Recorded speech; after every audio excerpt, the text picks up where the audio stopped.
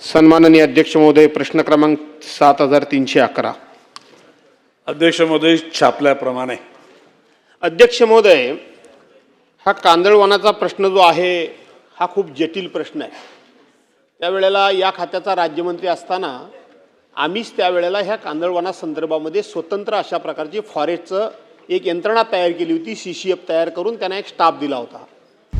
आता isakal.com आहे देशातील नंबर 1 ची मराठी न्यूज वेबसाईट. प्रत्येक अपडेटसाठी isakal.com ला नक्की भेट द्या.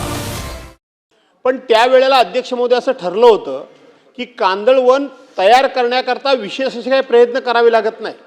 कांदळवनाची काही लागवड करावी लागत नाही. ज्या ठिकाणी दलदल आहे, ज्या ठिकाणी पाणी साचतं त्या ठिकाणी कांदळवन लगेच उगवतं आणि म्हणून त्याचं रक्षण केलं पाहिजे हे 100% खरं आहे.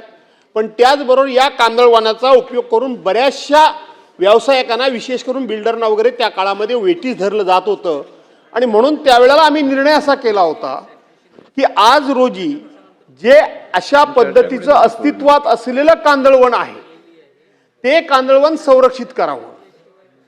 कांदळवनाचा एखादा झोन असेल तर तो संरक्षित करावा.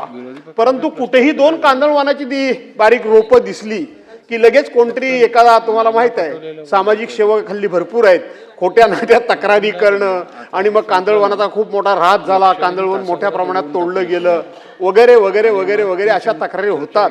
मी काय त्याच्या विरोधात नाही, मी काय तक्रार करणाऱ्यांच्या विरोधात नाही. उगाच कोणीतरी कोणाला ब्लॅकमेल करू नये ह्या मताचा माणूस मी आहे. आणि म्हणून हे कांदळवन निश्चित स्वरूपामध्ये राज्यामध्ये किती आहे त्याचं एकदा सर्वेक्षण आपल्या खात्यामार्फत झालंय का?